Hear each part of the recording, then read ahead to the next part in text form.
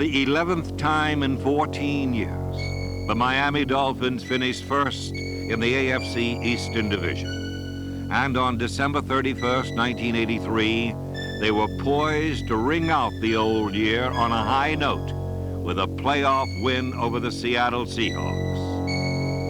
But this was not the same Miami team that won 9 of its last 10 games, their last 5 in a row. Instead, the Dolphin performance on this afternoon had a hollow ring.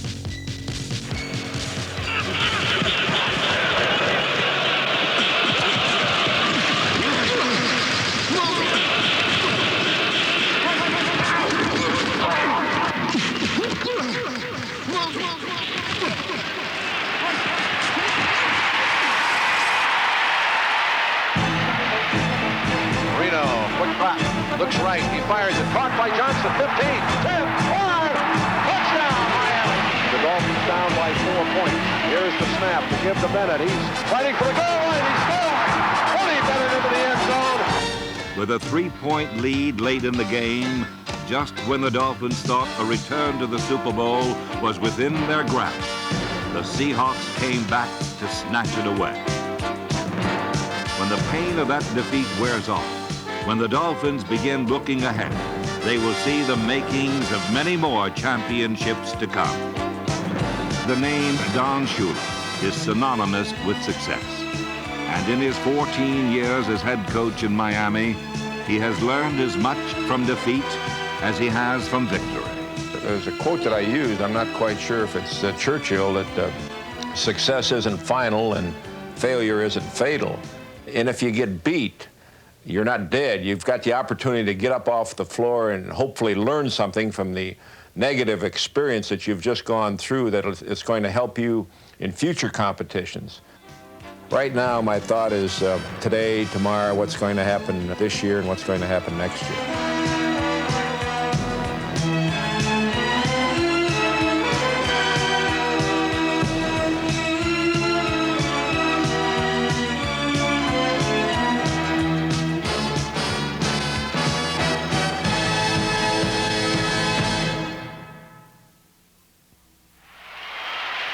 The Dolphins opened the '83 season in Buffalo in a game that matched the NFL's 2 best defenses from the year before. Last but left, D29!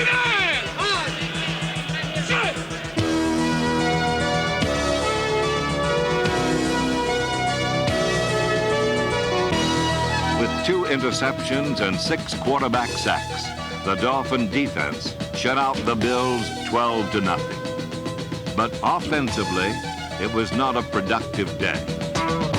Worse, Miami lost 2 key players with season-ending knee injuries, as both Jimmy Cefalo and Tommy Vigorito, number 32, went down in the first half. Kicker Uwe von Schamann accounted for all of Miami's points with 4 field goals. Win number 1 was in the books. The next week, the Dolphins returned to Miami for their home opener. And on his way to the Orange Bowl, owner Joe Robbie reflected on his years in the National Football League. I've always said that if you enjoy everything you do, every minute that you're up, you're not working. And in that sense, I'm not working because I enjoy everything about being in professional football. I think we're some of the luckiest people on earth, and so are our players. And I think we ought to represent ourselves that way to the American people. Our hardcore fans are some of the best fans in professional football, and our players refer to the fans as the 12th player in the team because the fans give them such a lift, cheering the Dolphins on to victory. Against the New England Patriots, quarterback David Woodley led a balanced Dolphin attack that generated close to 400 yards of total offense. The Dolphins took a 17-3 lead on a touchdown pass to tight end Dan Johnson, number 87. Then Woodley teamed with Duriel Harris on the longest scoring play of the young season, 64 yards.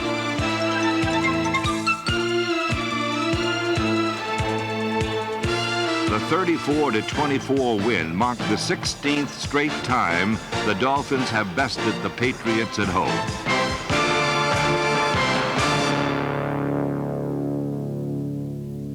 But over the next few weeks, a pall hung over the Dolphin offense. Miami lost 2 of their next 3, but got a close look at rookie quarterback Dan Marino, who showed flashes of promise in substitute roles in Los Angeles and New Orleans. After a 17-7 loss to the Saints, the Dolphins were last in the league in passing and 23rd in scoring. Don Shula was compelled to make a change. His forces needed a shot in the arm. Shula's decision, go with a rookie. Suddenly, at 22 years of age, Dan Marino was asked to bear the responsibility of reviving the dormant Miami offense. There were skeptics, to be sure. He was only the 6th quarterback taken in the college draft. Things did not begin well. By the second period, Marino had thrown 2 interceptions and was sacked once. But the shaky start did not shake Marino's confidence, nor Don Shula's confidence in him.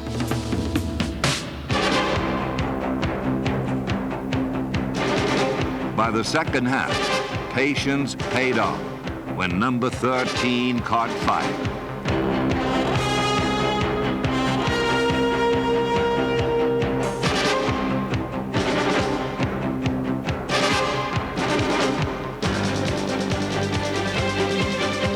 With touchdown passes to veteran Nat Moore and to rookie Mark Clayton, Marino had given the Dolphins a dynamic new look. In the third period, 3 newcomers and a veteran teamed up on a flea flicker that went Marino to Tony Nathan to Clayton to Mark Duper for 48 yards. And it was Duper again from Marino for 63 yards. Marino drops the throw, has time, going deep up the sideline, man down, got it, 30, 25, 20, Duper will never catch him, touchdown! The Dolphins lost by 3 in overtime, but the sudden impact of Dan Marino resounded through the Orange Bowl. Miami had put 35 points on the board. More than that, they found their quarterback of the future. Offensively, we had to start putting some points on the board, and no matter who it was playing quarterback, if it was David or me or Don Strock, someone had to be able to move the offense to put the points on the board. And fortunately, I've had some success, and we've been able to score some points and win some games. 2 weeks later, after number 13 teamed with Nat Moore, number 89, in wins over the Colts and the Jets, Dan Marino was leading the AFC in passing, a position he would hold at season's end. I'm doing something I've always wanted to do since I've been little, and there's not many people in this world today that can say that they've dreamt to do something and they're doing it, and they're actually fulfilling a dream, and I'm real happy about that, and I feel very fortunate. And it's nothing but fun, and playing in front of a lot of people and doing what you love to do has to be fun. As the Dolphins' offense soared, the defensive secondary of Coach Tom Keene was being challenged. Injuries to 7 linebackers forced a switch from the 3-4 to the 4-3. The move altered the effects of the pass rush and put additional pressure on Miami defensive backs.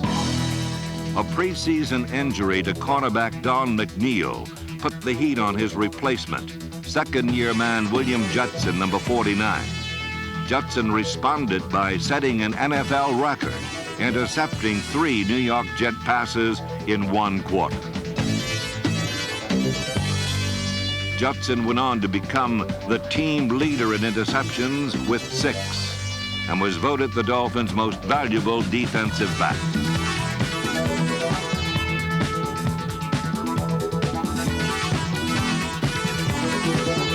Second to Judson in interceptions, Gerald Small, number 48, who turned in 5 pickoff plays.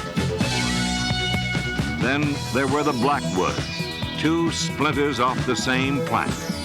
Lyle, number 42, and brother Glenn, number 47, combined to steal 7 more passes to help give the Dolphins a team total of 26 interceptions. But this is a unit not merely skilled at tracking down enemy areas. They are a physical bunch who like to dress up on Sunday and put on the hits.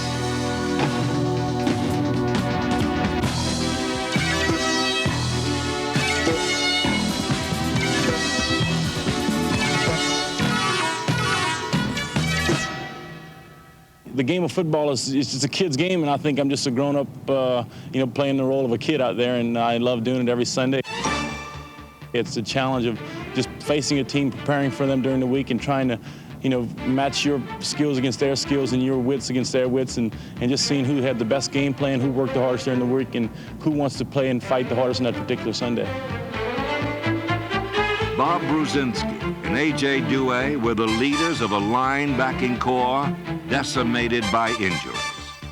Those called upon to step in include Charles Bowser, number 56, the Dolphins' Rookie of the Year in 1982.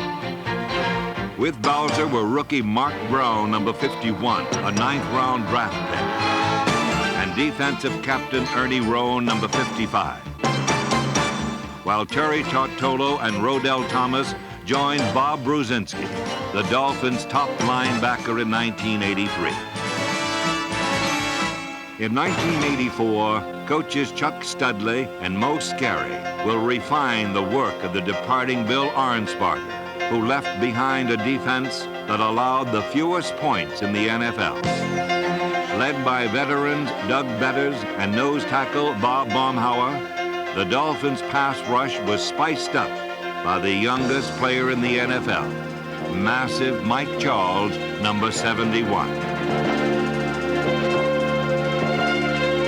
Tim Bocamper, number 58, continued to refine his skills as a down lineman, and the former linebacker has never lost his nose for the football.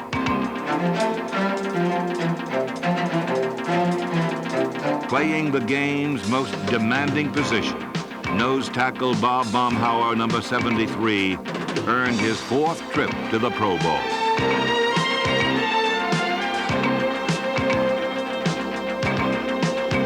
Joining Baumhauer in Honolulu was Doug Betters, number 75, voted the NFL's Defensive Player of the Year.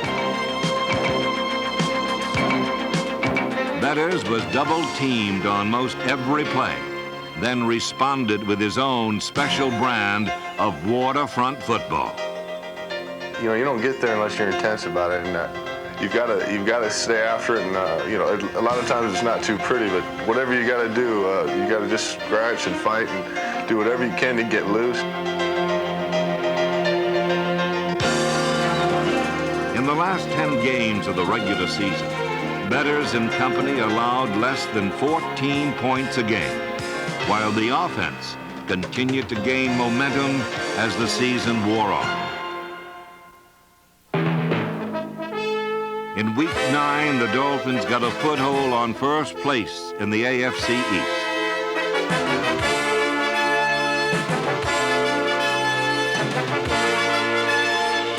The added dimension of running back David Overstreet, number 20, the passing of Dan Marino, and the receiving of Mark Duper carried the Dolphins to a 30-14 win over the playoff-bound Los Angeles Rams.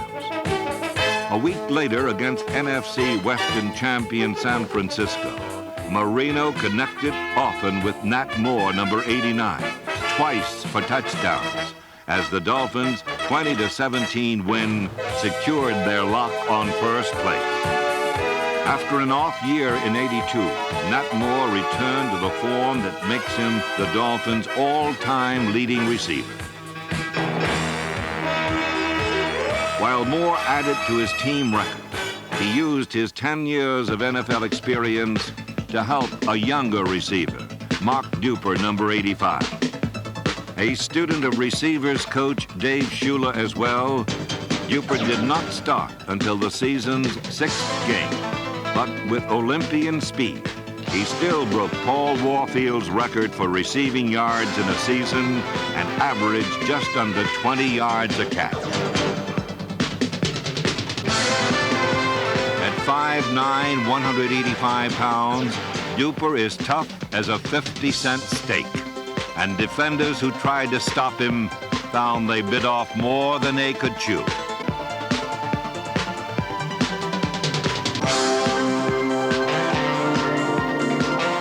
Duper gets in behind anybody. It's Katie bar the door. He runs the 40 in 4.25. Was a member of that Northwestern Louisiana State NCAA national champion 440-yard relay team a couple of years ago. Was the Dolphins' second-round draft choice. I think he's probably won himself a job. You only got one chance to make a great first impression. Number 85 did just that in '83. Other great first impressions were made by rookie Reggie Roby, who averaged over 43 yards per punt and frequently got a boost from the Dolphins Special Teams Player of the Year, rookie Robert Sowell, number 45. Third-year specialist Fulton Walker, number 41, continued to improve and led the NFL in kickoff returns. His longest, a 78-yarder against the New York Jets.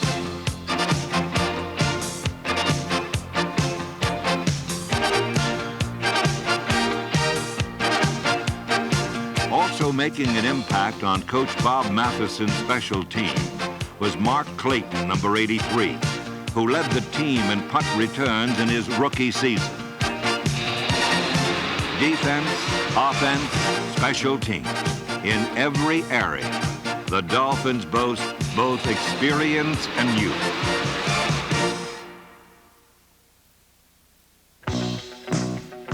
Much of the Dolphins' offensive turnaround can be attributed to the men in the trenches, the offensive line. Center Dwight Stevenson and guards Ed Newman and Bob Kuchenberg all made the Pro Bowl, while tackle Eric Latzo played well enough to be there. John Giesler, Cleveland Green, Jeff Taves, and Roy Foster round out this veteran unit, skilled in the ways of hand-to-hand combat. Line coach John Sandusky and strength coach Junior Wade both helped mold this line that helped beat the Baltimore Colts 37-0. Then geared up to face the Cincinnati Bengals on a Monday night in November. All the Dolphins did was score 38 points against the number 1 defense in the NFL. Fullback Andra Franklin joined Tony Nathan, number 22, to help bury the Bengals 38-14. Tony Nathan combines the power and speed of a runner who can carry defenders with him or leave them behind.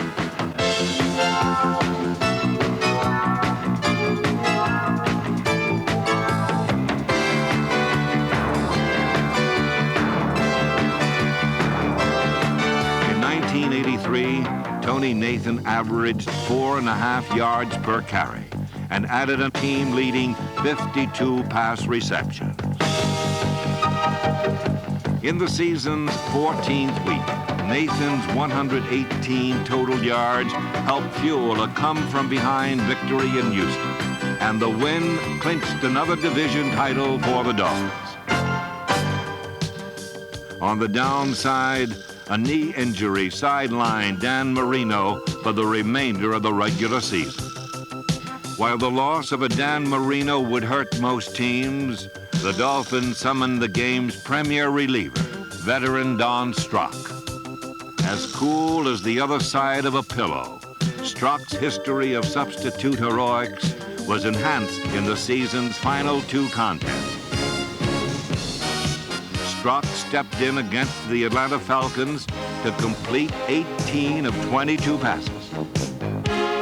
In the 31-24 win, the Dolphins' running attack, directed by Carl Tassif, was again bolstered by first-year Dolphin David Overstreet, number 20. Overstreet around the left side, gets the corner turn, 10, 5, back to his right, still digging, goes in for the touchdown. In the regular season finale against the New York Jets, Don Shula got a good look at the future as David Overstreet continued his late-season surge. Mark Duper chimed in with another scoring pass from Strzok. Then, in a span of 61 seconds, Mike Kozlowski intercepted 2 passes for touchdowns. They're after him. He fires in the middle. This one's intercepted. 35, 30, another touchdown. Kozlowski, 2 intercepts, 2 touchdowns, and the Dolphins have busted this one wide, smack dab open. For the 11th time under Don Shula, the Dolphins finished first in the AFC East. Shula has set nothing short of a winning example in his 14 years in Miami. I just believe that if you live your own life in such a way that if people are looking for example, that there's an example there that they can follow. And this is what I try to do without really trying to pour myself or force myself on anybody. I also like to try to do things with as much class and with as much dignity as I can lend to them. The fact that you can accomplish within the rules is the most important thing, and it can be done with some class. The Dolphins will win with class, with men like Dan Marino, a bright young quarterback who is just beginning to master his trade. This is a team saturated with veterans residing in their peak years. It is a team rich with young talent who helped turn the Miami offense around in 1983. While most teams rise and fall like ships at sea, the Dolphins remain anchored at the top. Indeed, 1983 was yet another year of triumph for the Miami Dolphins, a team with a future as bright as their past.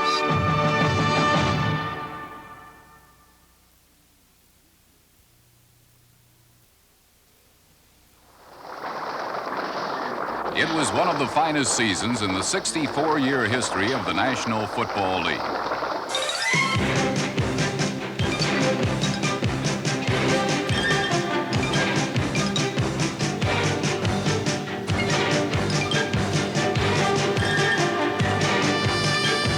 In all of professional sports, no other league packs so much excitement and drama into game day. All right, Bunch, here's a chance. We got the ball first. Now, let's get a block. Go to kickoff. Let's bring it out. Let's have some fun. Let's go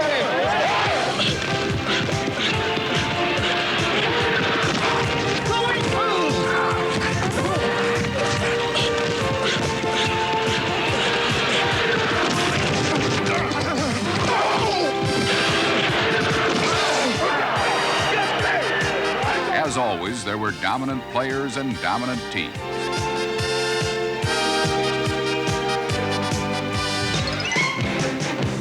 Never in the league's history has a championship chase been at the fingertips of so many.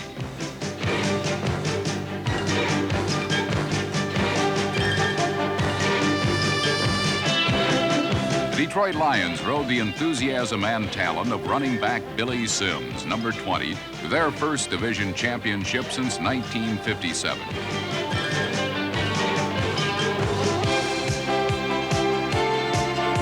Another inspirational performance was turned in by Atlanta's Billy Johnson, number 81, who was named the comeback player of 1983.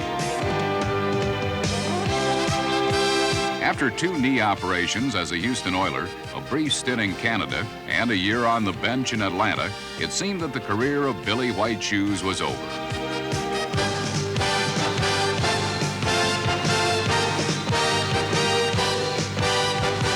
But in 1983, number 81 destroyed such notions with a season so stunning it made believers of dreamers everywhere.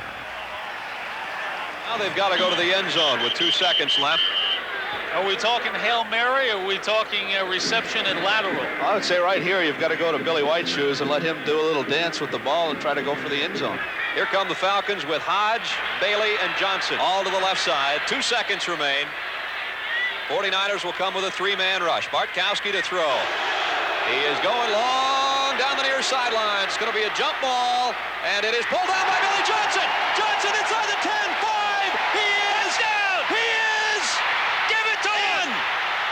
He's in. Touchdown! Touchdown, Atlanta. Billy Johnson. It's a touchdown. No time on the clock. The Falcons have won it. They pulled it from nowhere. The Falcons have won it. Big Ben left, and it worked. Full moon over Atlanta Fulton County Stadium, and Shoes did his thing. Billy White Shoes Johnson, a touchdown. Once he caught it, he had no place to go. He got inside the 5, looked for daylight, and then dove for the end zone. How about that? Even though the Atlanta Falcons weren't a team of destiny, thanks to the proven skills of Billy Johnson, they were a team of daring and drama. In Denver, the Broncos were banking on the unproven pro skills of quarterback John Elway, the NFL's #1 draft choice. Number 7 won the starting job during preseason, but when the regular season kicked off, Elway couldn't stand up to the pressure.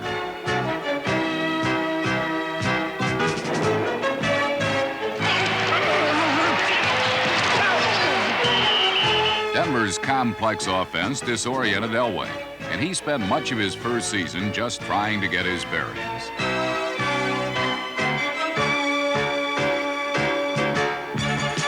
But helped along by head coach Dan Reeves, Elway rebounded and led the Broncos to a wild card playoff berth.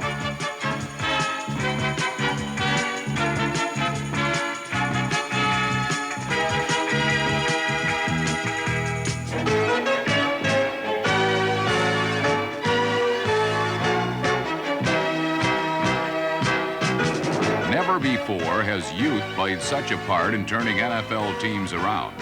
Running backs Eric Dickerson of the Rams, Kurt Warner of the Seahawks, and quarterback Dan Marino of the Dolphins all were rookies who were instrumental in their team's assault on the playoffs.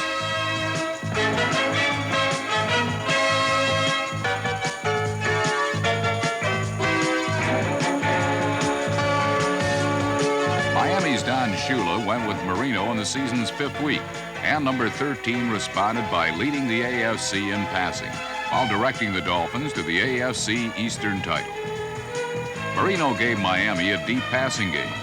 Number 29, Eric Dickerson, gave the Rams a running attack and a playoff berth.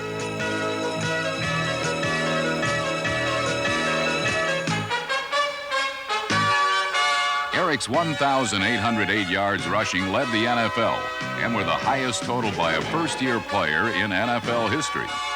His 85-yard touchdown run against the Jets was also the longest run from scrimmage in 1983. The top rusher in the AFC was Seattle's first-round choice Kurt Warner, number 28.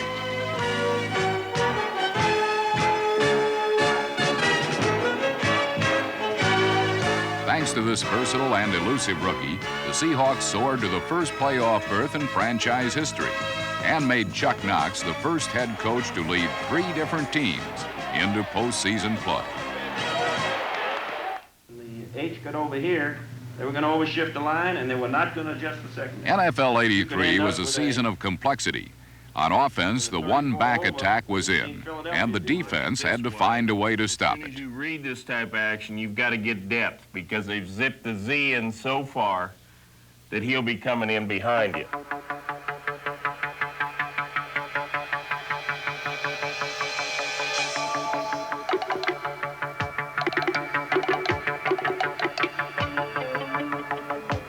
Modern defense is formulated around strength in numbers.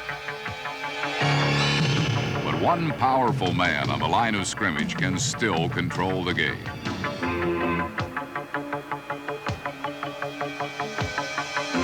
Outside linebackers like Lawrence Taylor of the Giants and number 53 Hugh Green of the Buccaneers emerged as the most dominant defenders in the game today. Their rare blend of athletic skill destroyed the best laid plans of an offense.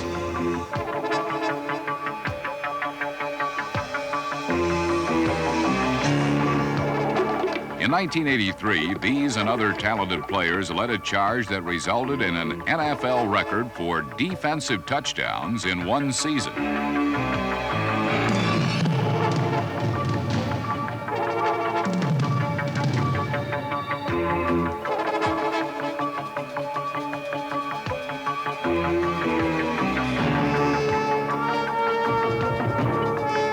With offenses spread all over the field and passing the football at a record clip, turnovers turned into touchdowns as defenders found that they could remedy an unfavorable situation with a single blow.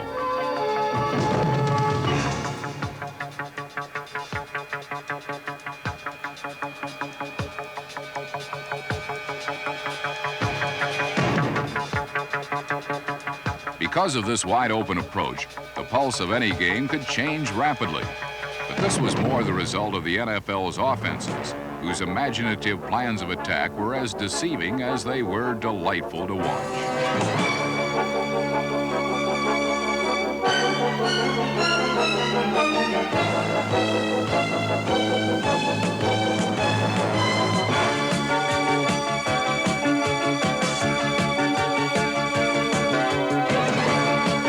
Not since the pass-happy days of the 1950s have so many spirals filled the air.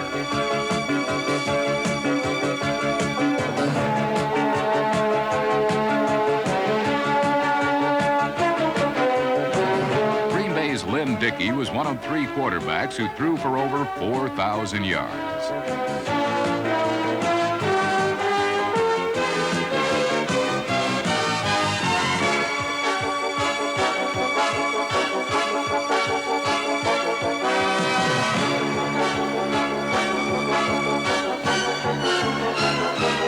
Atlanta's Steve Bartkowski was the NFL's top-ranked passer. With 92 receptions, Los Angeles Raider tight end Todd Christensen led all receivers.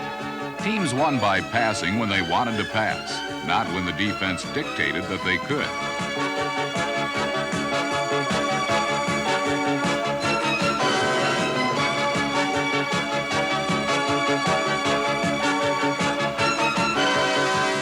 While 1983 featured great individual talent, only the great teams won.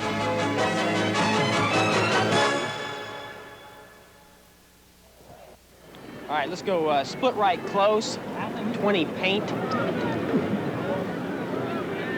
20. With its one back, 2 tight ends, and pre-snap movement, the Washington Redskin offense, quarterbacked by Joe Theismann, scored 541 points, the highest in NFL history.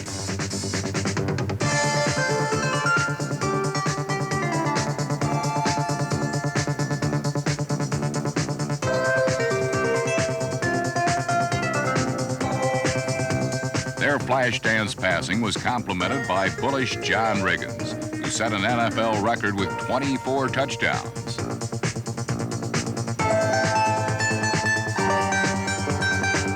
Armed with the best offense in football and the league's toughest defense to run against, the Redskins bred the conviction in an opponent that they would have to play a perfect game to beat them.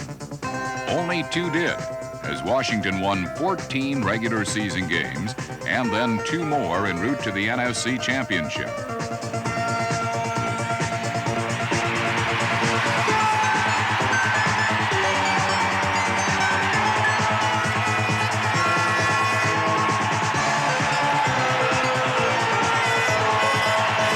The rise of the Redskins over the past 2 seasons has been at the expense of one of the league's most consistent winners, the Dallas Cowboys. In 1983, the Cowboys' shotgun was loaded once again with deadly ammunition.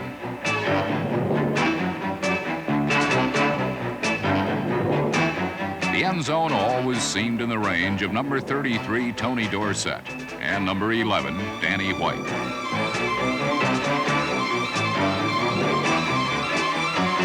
On both sides of the football, Dallas could shoot down an opponent, and 12 times in 1983, they did just that.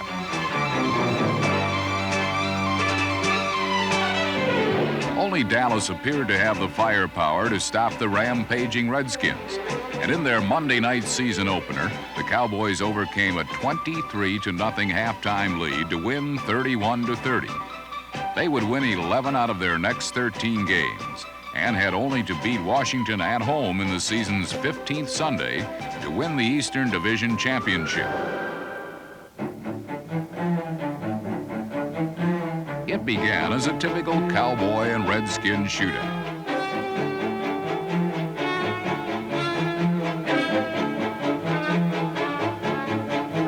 In the first half, the Cowboys were swept under a wave of burgundy that was stirred up by Joe Theismann.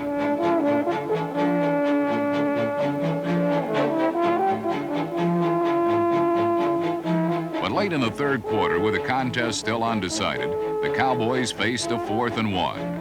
The plan was to lure Washington off sides and never snap the ball. But at the line of scrimmage, Danny White audibled into an off-tackle play that proved to be the downfall of the Dallas Cowboys. Dallas was routed 35-10. And 2 weeks later, the Los Angeles Rams kicked the Cowboys right out of the wild card playoffs.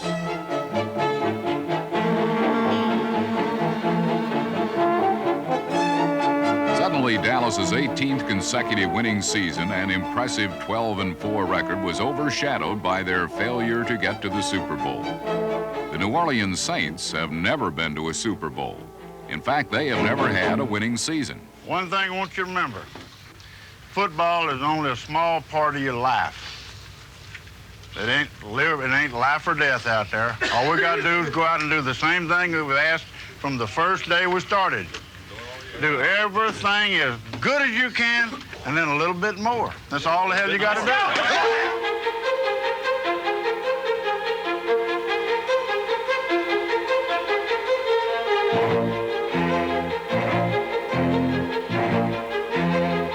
In his third year as head coach, Bum Phillips rebuilt the Saints into a team that learned how to win.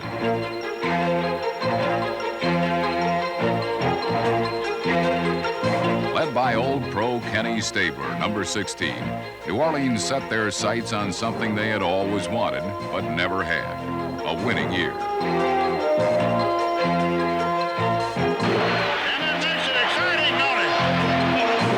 Much of the excitement stemmed from Bum's defense.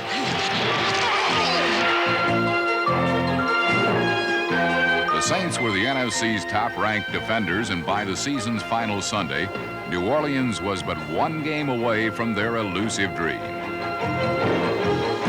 Only the Los Angeles Rams stood in their way.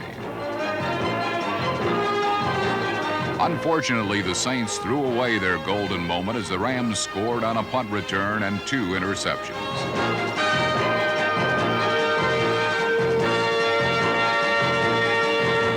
With but 6 seconds remaining, a field goal finally ended Bum's quest of making his Saints winners. And they rode out of 1983 saddled with a record of 8 wins and 8 losses. The Los Angeles Raiders are at the opposite end of the spectrum from the Saints. During the last 20 years, they have been the winningest organization in pro sports. While some suggest that the game has taken on a vanilla flavor as teams seek to avoid mistakes, the Raiders still swing from the heels, regardless of which team has the football.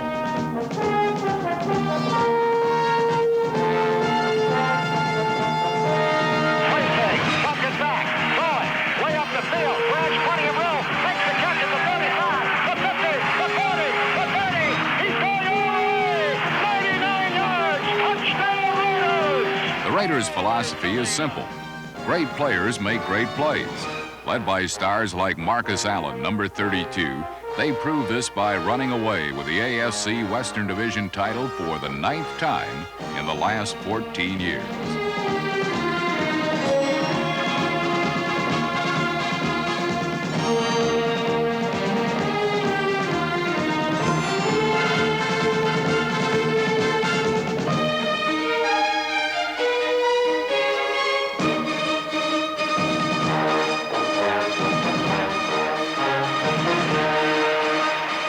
Los Los Angeles Raiders have been so typecast as intimidators and roughnecks that people forget how much genuine talent they have. But in the playoffs, they not only displayed their talent, they also showed that they were a team that knows how to run when the wire is near.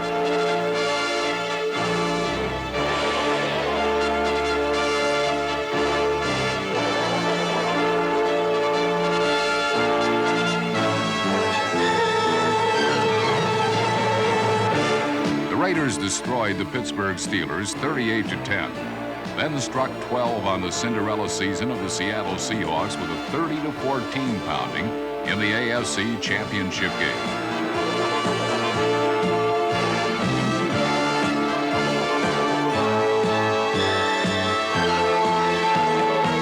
Only the Redskins blocked the championship chase of these mighty Raiders.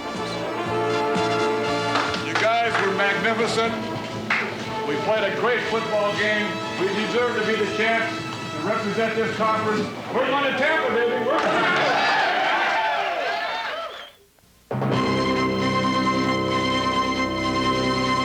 to Super Bowl 18. The Los Angeles Raiders and the defending world champion Washington Redskins. What seemed to be a perfect matchup quickly turned into a classic mismatch.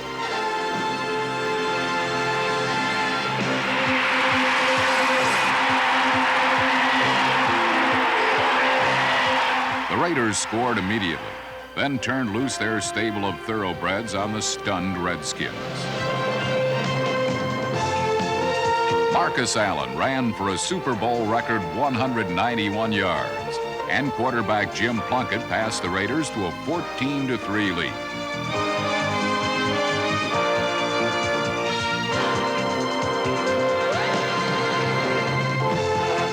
Redskins head coach Joe Gibbs watched helplessly as Raiders cornerback single-covered his speedy wide receivers.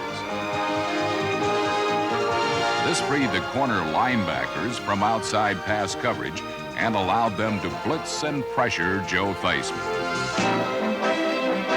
The Redskin ground game fared even worse as the Raider inside linebackers shut down the inside power running of John Riggins.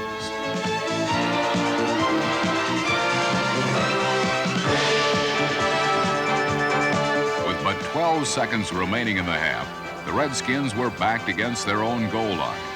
But instead of running out the clock, they gambled.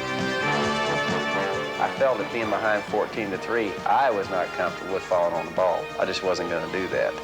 And as a matter of fact, the statement was made on the sideline, hey, maybe we ought to run a play. And I said, no, we're not. It was my decision. I made it.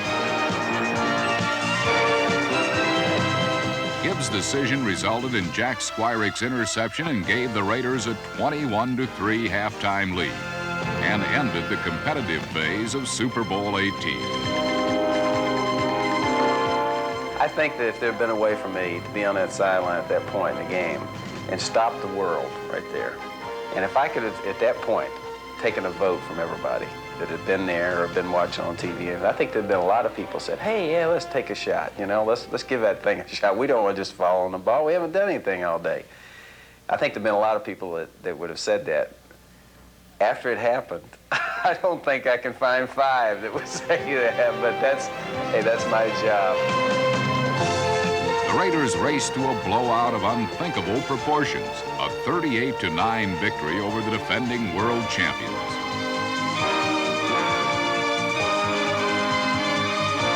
Plunkett giving to Allen, sending him wide left. He has to reverse his field, but he gets away for a moment. Comes back up to the middle of 30, 25, 40. Waits past 2 men at the 50, down to the 40, picking up a blocker. Oh, It was their 3rd world championship, and they had done it in a style befitting their swashbuckling image. As always, the season belongs to the champion, and 1983 belonged to the Los Angeles Raiders.